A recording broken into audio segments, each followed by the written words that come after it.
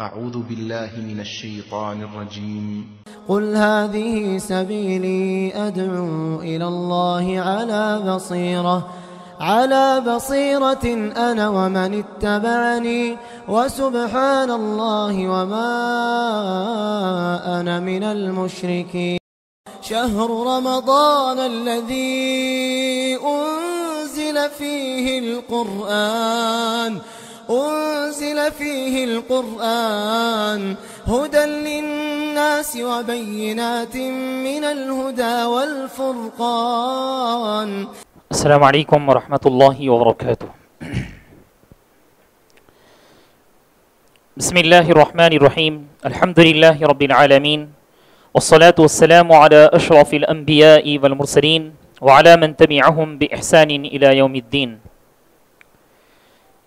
محترم حضرات، کل کے درس میں ہم نے الحمدللہ سورہ توبہ میں سے چند آیتوں کی تفسیر معلوم کی، جن آیتوں کا تعلق احکام سے تھا. اب آئیے ہمارے ساتھ سورہ توبہ میں سے ہی کچھ آیتیں اور بھی ہیں. اس کے بعد انشاءاللہ مزید سورہ ہود کی کچھ آیتیں ہم معلوم کریں گے، ساتھ ہی ساتھ سورہ نحل کی بھی کچھ آیتیں ہیں انشاءاللہ آج کے درس میں ہم سمجھیں گے.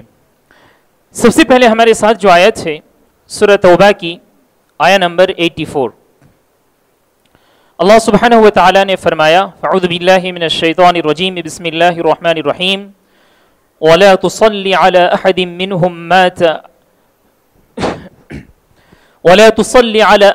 مِّنْهُمْ مَاتَ وَلَا تَقُمْ عَلَىٰ قَبْرِهِ. اس آیت کے اندر اللہ رب العالمین نے خصوصاً مشرکین کے بارے میں فرمایا کہ جب مشرکین کی موت ہو جائے یا تو کسی آدمی کی موت کفر پر ہو جائے تو اس کے لیے نہ مغفرت کی دعا کی جائے گی اور نہ ہی نماز جنازہ ادا کی جائے گی.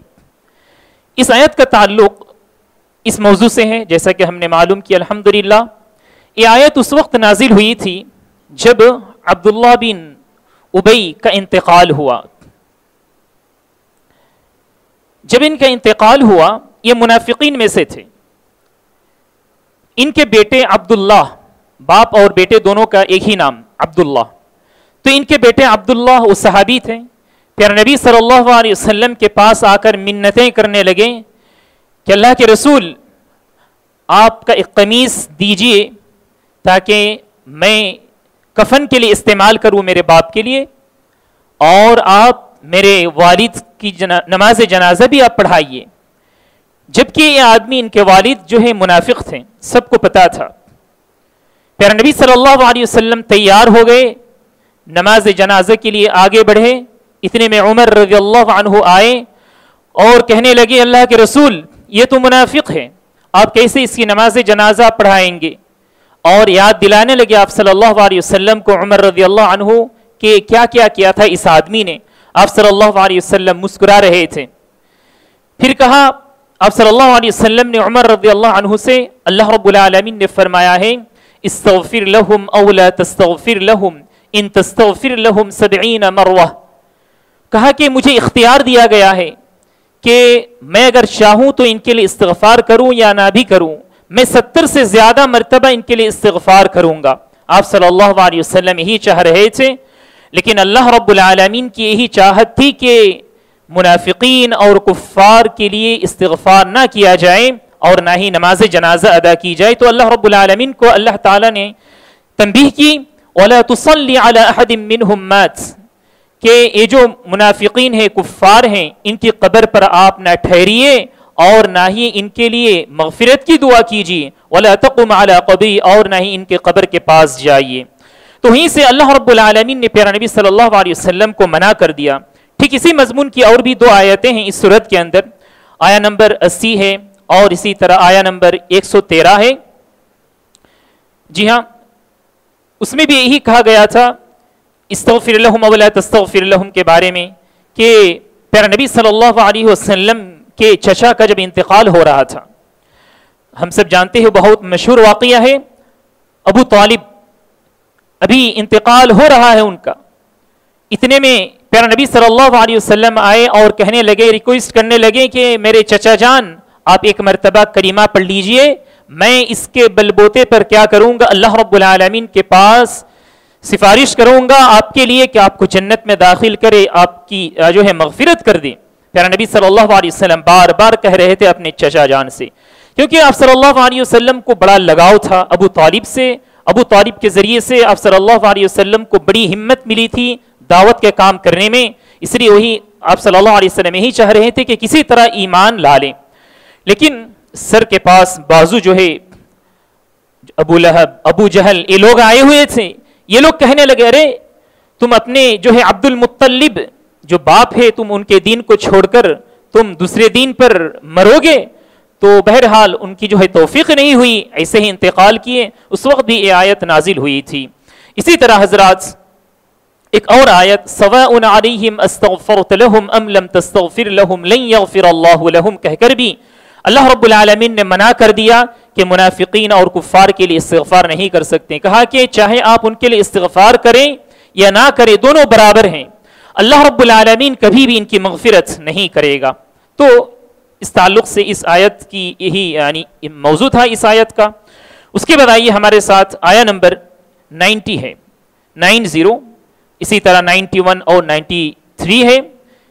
ان آیتوں کے اندر اللہ رب العالمین نے جہاد ہی کے سلسلے میں فرمایا ہے کہ کیسے لوگوں کو جنگ میں اگر وہ لوگ نہ جائیں تب بھی چلے گا، کوئی گناہ کی بات نہیں ہے۔ کہا اللہ تعالیٰ نے لیس علی الضعفاء ولا علی المرضى ولا علی الذین لا یجدون ما ينفقون حرج، کہ تین قسم کے لوگ ہیں، ایک تو ایسے لوگ جو کمزور ہیں، کمزور کی تعریف ہم نے پہلے معلوم کیا، بچے، بوڑھے اور جو ہے عورتیں، اسی طرح جو بیمار لوگ ہیں، اور اسی طرح وہ لوگ جو غریب ہیں جن کے پاس سواری کے لیے کچھ پیسے نہیں ہیں یا تو سفر میں کیا خرچ کریں اس کے بھی پیسے نہیں ہیں، تو ایسے لوگوں کے لیے کوئی گناہ نہیں ہے کہ اگر یہ لوگ جنگ کے لیے نہ نکلیں تب بھی کوئی بات نہیں ہے۔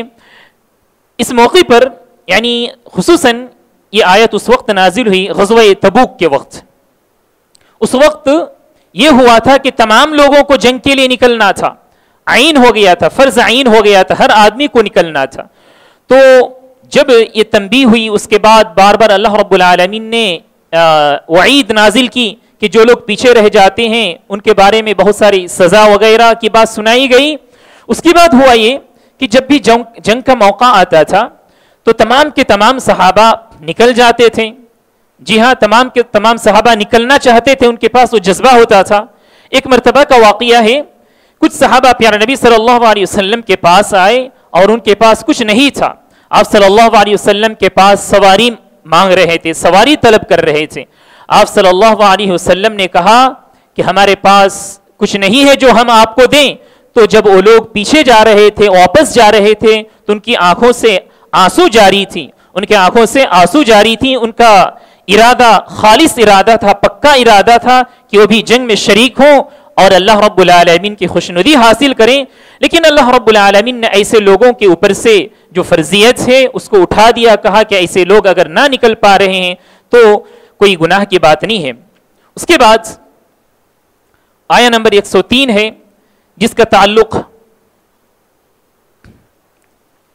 جی ہاں غزوہ تبوک، اور غزوہ تبوک میں جو لوگ پیچھے رہ گئے تھے ان لوگوں کے بارے میں اللہ رب العالمین نے یہ آیت نازل کی۔ اللہ رب العالمین نے فرمایا خذ من اموالہم صدقۃ تطہرہم وتزکیہم بہا وصلی علیہم ان صلاتک سکن لہم، کہا کہ غزوہ تبوک سے جو لوگ پیچھے رہ گئے تھے ان لوگوں کو بڑا شرم محسوس ہوا، شرمندہ ہوئے وہ لوگ، ان لوگوں نے اپنے آپ کو سزا دینے کے لیے مسجد کے ستون سے اپنے آپ کو باندھ لیے۔ 7 صحابہ تھے، تو اللہ رب العالمین نے یہ آیت نازل کی اور کہا کہ ان لوگوں سے آپ ان کا مال لیجئے، یعنی یہ لوگ کیا کیے، شرمندہ ہو کر اپنا جو مال تھا وہ پیارے نبی صلی اللہ علیہ وسلم کے پاس پیش کر دیے اور کہا کہ ہمارا مال لے لیجئے۔ اللہ رب العالمین نے فرمایا ان سے ان کا مال لیجئے تاکہ کیا ہوگا، ان کے جو گناہ تھے وہ مٹ جائیں گے، ان کے گناہ، اور ان کو یہ جو صدقہ ہے یہ ان کو پاک کرے گا۔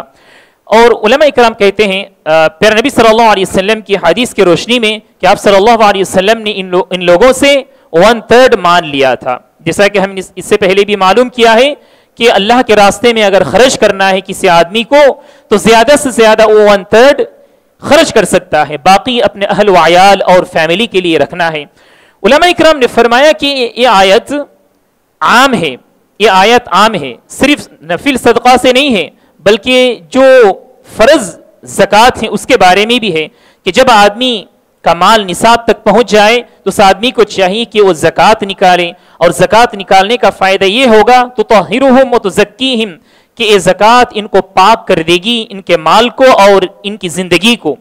اس کے بعد اللہ تعالیٰ نے پیارے نبی صلی اللہ علیہ وسلم سے یہ بھی فرمایا ان صلاتک سکن لہم. یہ جو صحابہ تھے پیچھے رہ گئے تھے، شرمندہ تھے، کہا کہ آپ دعا کیجئے ان کے بارے میں اور آپ کی دعا ان کو سکون پہنچانے والی ہوگی. اس کے بعد آیا نمبر 113 ہے، اس کے بارے میں ابھی ہم نے تھوڑی دیر پہلے گفتگو کی کہ استغفار ہم جو ہے مشرکین کے لیے نہیں کر سکتے. اس کے بعد آئیے آیا نمبر 122 ہے 122.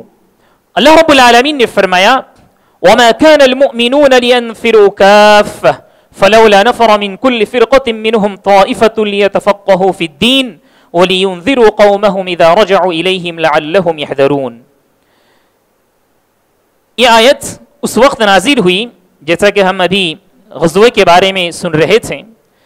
غزوے میں جو لوگ پیچھے رہ گئے تھے ان لوگوں کے بارے میں اللہ رب العالمین نے سخت وعید نازل کی تو سب لوگ ڈر گئے کہ نہیں، جب بھی جنگ کا اعلان ہو جائے ہم سب کو نکلنا پڑے گا. تو ایسا ہوتا تھا کہ صحابہ اکرام سب لوگ نکل جاتے تھے گھر چھوڑ کر. اللہ رب العالمین نے آیت نازل کی کہ ایسی بات نہیں ہے، یہ ہر وقت کی بات نہیں ہے، لیکن بس چند لوگ اگر نکلیں جنگ کے لیے، کچھ سپاہی نکلے اتنا ہی کافی ہے، یہ ہر وقت کی بات نہیں ہے. لیکن اس آیت کا جو ہے ایک دوسرا مفہوم مفسرین نے اس کی دوسری تفسیر یہ بھی بیان کی ہے کہ یہ آیت عام ہے علم حاصل کرنے کے سلسلے میں. کہا کہ ہر بڑی جماعت اور ہر قوم، ہر سوسائٹی میں سے ایک گروپ ایسی ہونی چاہیے، ایک چھوٹی سی جماعت ایسی ہونی چاہیے جو لوگ اپنے گھر بار کو چھوڑ کر نکلیں گے اور دین کا علم حاصل کریں گے ڈیپلی. لیتفقہوا فی الدین، دین میں تفقہ پوری طرح سے اچھی طرح سے علم حاصل کریں گے، اور ان کا فریضہ یہ ہوگا، ان کی ذمہ داری یہ ہوگی جو لوگ دین علم حاصل کریں گے اپنی قوم کے پاس واپس آ کر لوگوں کو اللہ رب العالمین کے بارے میں سمجھائیں گے، بتلائیں گے اور اللہ رب العالمین کا ڈر ان کو دکھائیں گے. تو ہمیں اس بات کا پتہ چلتا ہے کہ علماء اکرام تیار کرنا ہر سماج، ہر سوسائٹی کی بڑی ذمہ داری ہے. اگر کسی قوم میں، کسی سوسائٹی میں علماء اکرام کی کوئی ٹیم نہ رہے تو تمام کے تمام لوگ گنہگار ہوں گے. یہ فرض کفایہ ہے. ہم لوگ جانتے ہیں کہ شریعت کا علم دو طرح سے ہے، ایک تو ہے فرض عین اور ایک ہے فرض کفایہ. طلب العلم فریضۃ علی کل مسلم، جو حدیث میں آیا ہے، پیارے نبی صلی اللہ علیہ وسلم نے فرمایا ہے کہ دین اسلام کا جو علم ہے ہر آدمی پر سیکھنا فرض ہے. یہ کس حد تک ہے کہ آدمی عمل کرنے کے لیے اس کو کس طرح سے نماز ادا کرنی ہے، زکوٰۃ، وضو وغیرہ وغیرہ، تو اس کا علم رہنا ہر آدمی کے پاس ضروری ہے. یہ فرض عین ہے. فرض کفایہ علم کون سا ہے؟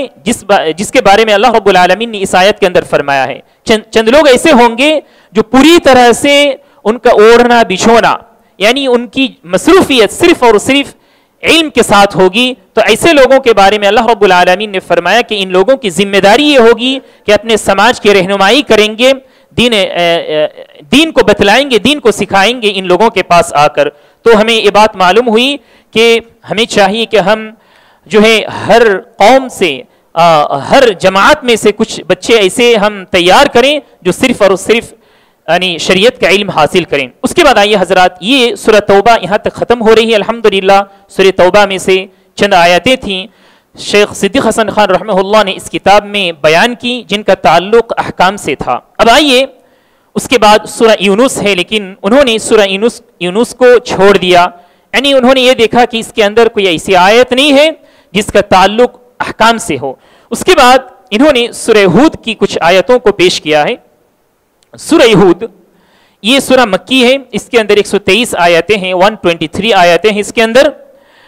اس سورت کے اندر اللہ رب العالمین نے قوم ہود کے بارے میں فرمایا ہے. ان لوگوں کو اللہ رب العالمین نے کیا کیا نعمتیں دی تھی، اسی طرح ان لوگوں کو اللہ رب العالمین نے کیا شجاعت اور طاقت دی تھی، اور ان کے نبی نے ان کو کس طرح سے دعوت دی تھی، ان لوگوں نے کیا اس کو قبول کیا یا نہیں کیا، اس بارے میں اللہ رب العالمین نے اس سورت کے اندر فرمایا ہے. تو اسی مناسبت سے اس سورت کا نام سورہ ہود رکھا گیا ہے. اس سورت میں سے شیخ نے سب سے پہلی آیت جو یہاں پیش کی ہے وہ ہے وَلَا تَرْكَنُوا إِلَى الَّذِينَ ظَلَمُوا فَتَمَسَّكُمُ النَّارُ. کہا کہ ایسے لوگوں کی ہمیں حمایت اور ایسے لوگوں کی مدد نہیں کرنی چاہیے جو لوگ ظالم ہوں، چاہے ظالم بادشاہ ہوں یا ظالم لیڈر ہوں، ایسے لوگوں کی ہمیں جو ہے کوئی مدد نہیں کرنی چاہیے. مفسرین نے فرمایا کہ یہاں ظالم سے مراد کیا مسلم ہے یا نان مسلم؟ چند مفسرین نے فرمایا کہ نہیں، یہ عام ہے، چاہے وہ مسلمان ہو یا غیر مسلم لیڈر، اگر وہ ظلم کر رہا ہے تو اس کی ہم کسی طرح سے مدد نہیں کریں گے. لیکن وہیں پر پیارے نبی صلی اللہ علیہ وسلم کی کچھ احادیث ہیں جن میں آپ صلی اللہ علیہ وسلم نے فرمایا ہے کہ کسی لیڈر کی کوئی مخالفت نہیں کرنی چاہیے کہ وہ اگر اس لیڈر کا تعلق چھوٹے قوم سے بھی کیوں نہ ہو لیکن اس کی مخالفت نہیں کرنی چاہیے. تو اس کا کیا مطلب ہے؟ اس کا مطلب یہی ہے، پیارے نبی صلی اللہ علیہ وسلم نے حدیث کے اندر یہ بھی فرما دیا ہے کہ لیڈر اور امیر کی اطاعت اس وقت تک کی جائے گی جب تک صریح یعنی کتاب اور سنت کی مخالفت نہ کرے گا وہ آدمی، تب تک اس کی اطاعت کی جائے گی. اس کے بعد آئیے حضرات، سورہ ہود میں سے ہمارے ساتھ آیا نمبر 128 ہے. الحمدللہ سورہ ہود میں سے صرف اور صرف ایک ہی آیت شیخ نے بیان کی ہے، وَلَا تَرْكَنُوا إِلَى الَّذِينَ ظَلَمُوا. اس کے بعد سورہ نحل شروع ہو رہی ہے. سورہ نحل کہتے ہیں شہد کی مکھی کو. اللہ رب العالمین نے اس سورت کے اندر شہد کا کیا فائدہ ہے، شہد ہمارے جسم کے لیے کتنا فائدہ مند ہے، اسی طرح سے میوے اور بھی بہت ساری چیزوں کا ذکر کیا ہے. تو اس مناسبت سے اس سورت کا نام سورہ نحل رکھا گیا ہے.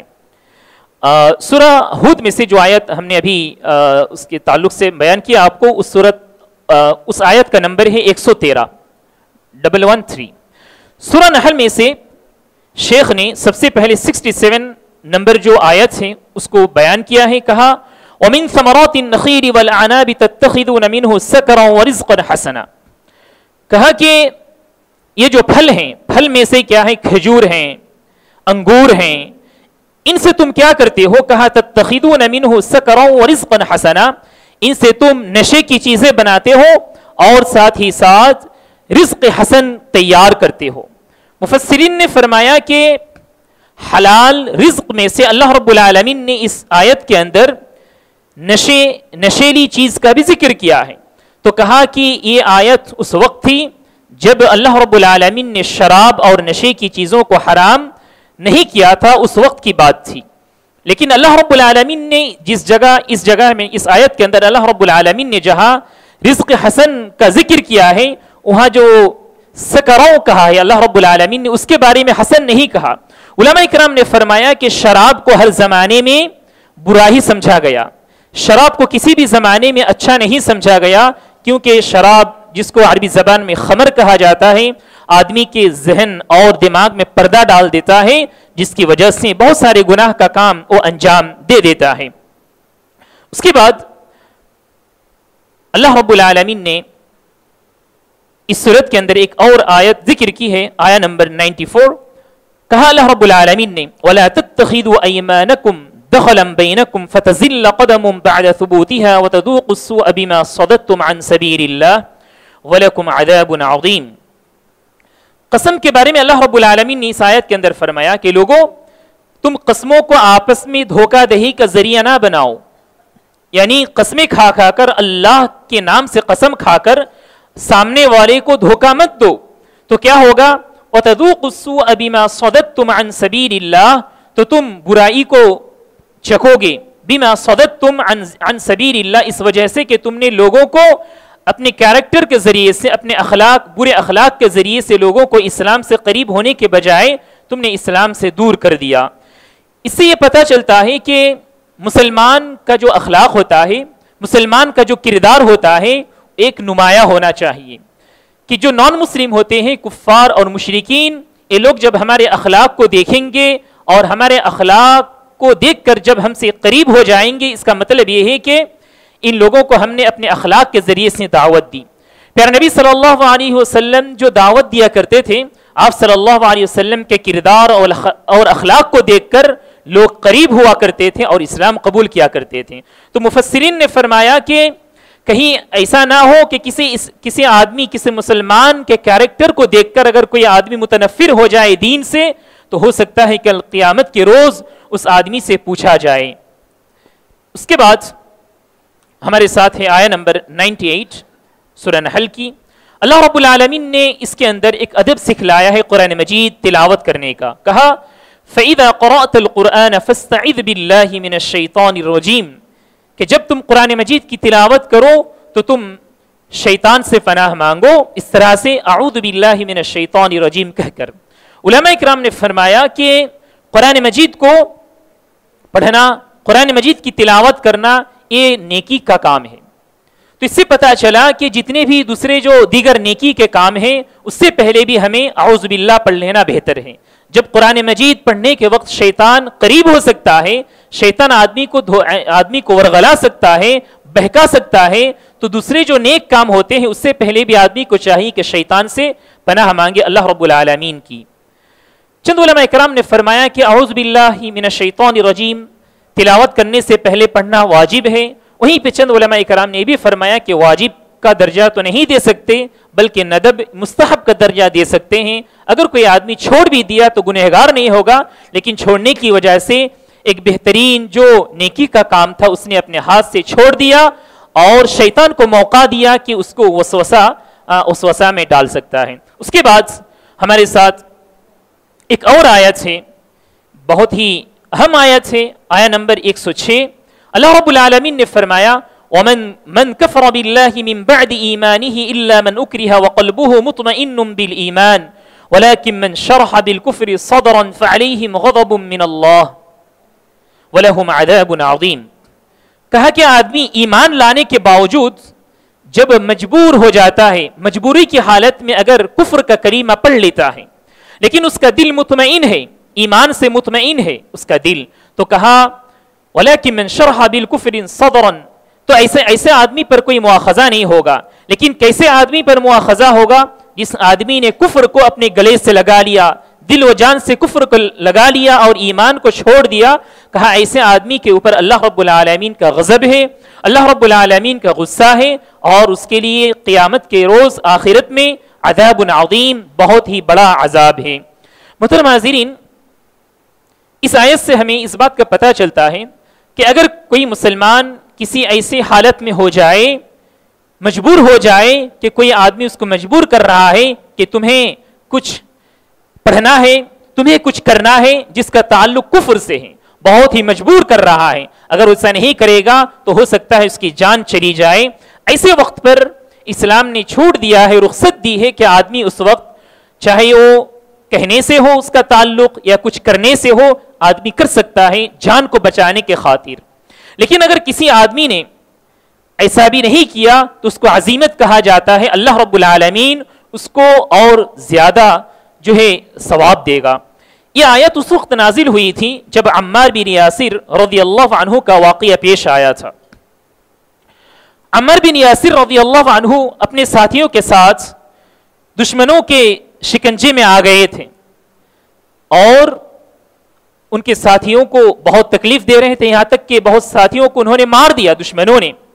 جب ان کو مجبور کیا گیا عمار بن یاسر رضی اللہ عنہ کو کچھ کہنے پر، پیارے نبی صلی اللہ علیہ وسلم کے خلاف دشمنی کی باتیں کہنے پر اکسایا گیا، تو انہوں نے ان باتوں کو ادا کر لیا تھا، اپنی زبان سے ادا کر لیا۔